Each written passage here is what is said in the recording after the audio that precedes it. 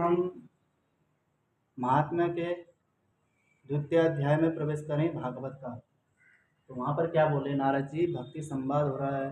नारद जी भक्ति से कह रहे, उपेक्षाता कलो मंदो वृद्धो जातो सुतो तव तथापि चिंता मुंचत्वा मुपायं चिंतयामि हम। नारद जी भक्ति देवी से कहते हैं, कलो उपेक्षाता, कलयुग में ज्ञान और वैराग्य की उपेक्षा हो गई है। कलयुग में ज्ञान और वैराग्य को कोई लेना नहीं चाहता है, और जिस कारण क्या हो गया, मंदो जातो, ज्ञान और वैराग्य क्या हो गए, कमजोर हो गए। वृद्धो जातो, ये बूढ़े दिखने लगे। इसलिए हे देवी तब सुतो, तुम्हारे जो यह दोनों पुत्र हैं, दोनों पुत्र, इसलिए हे देवी तथापि, फिर भी, तुम चिंता मंच, तुम चिंता को छोड़ दो। जब नारद जी ने बोला चिंता छोड़ दो, तो देवी भगवती भक्ति देवी ने कहा, हे नारद जी, मैं चिंता कैसे छोड़ूं कि मैं तो नवीन हो गई, तरुणी हो गई, जवान दिखने लगी, और मेरे पुत्र बूढ़े हो गए, तो सभ्य समाज में यह नहीं चलेगा।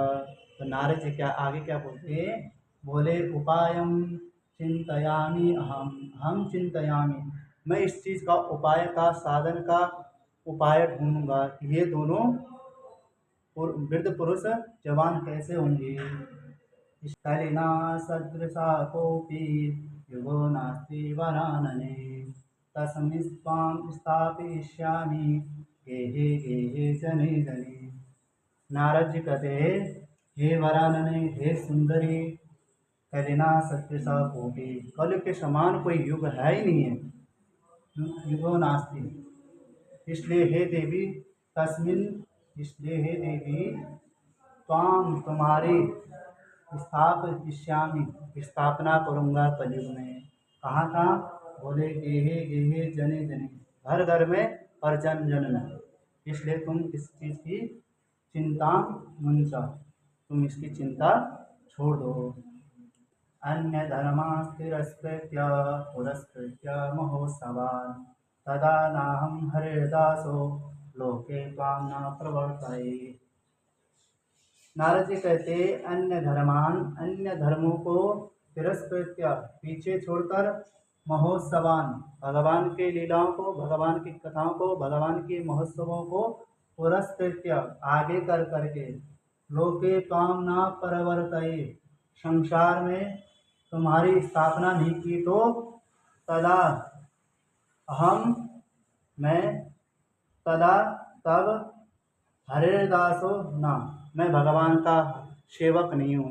अगर मैंने तुम्हारी स्थापना कलयुग में नहीं की, घर घर में, जन जन में, तो मैं भी भगवान हरि का सेवक नहीं हूँ, हरिदासो, भगवान का दास नहीं हूँ।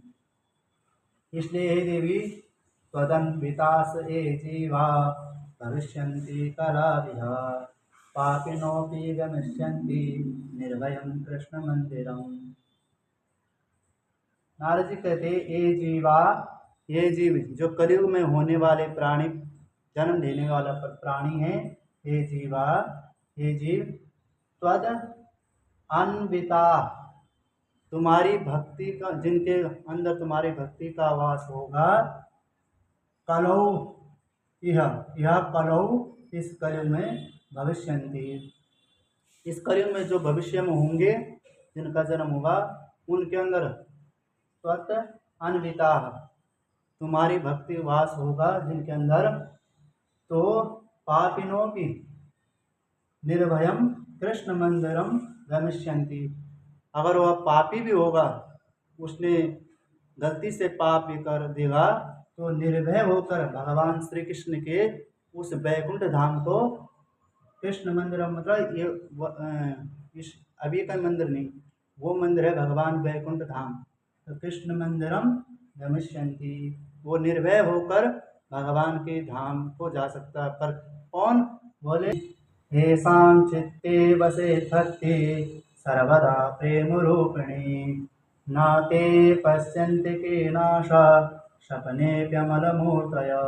नारद जी कहते, येषां चित्ते चित्ते, जिसके हृदय में, जिसके चित्त में सर्वदा हमेशा प्रेम रूपिणी भक्ति वसेत, जिसके हृदय में प्रेम लक्षणा भक्ति का वास रहता है, ते वे लोग स्वप्न में भी कीनाशा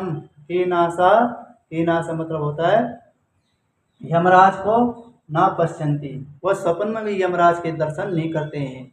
और वो कैसे हो जाते हैं? अमर मूर्तया, निर्मल मूर्ति हो जाते हैं, जिनके अंदर निर्मल प्रेम रूपिणी प्रेम लक्षणा भक्ति का वास रहता है। येषां चित्ते वसे भक्ति सर्वदा प्रेम रूपिणी न ते पश्यन्ति कीनाशा शक्नि कमल मूर्तया। इसलिए नारद जी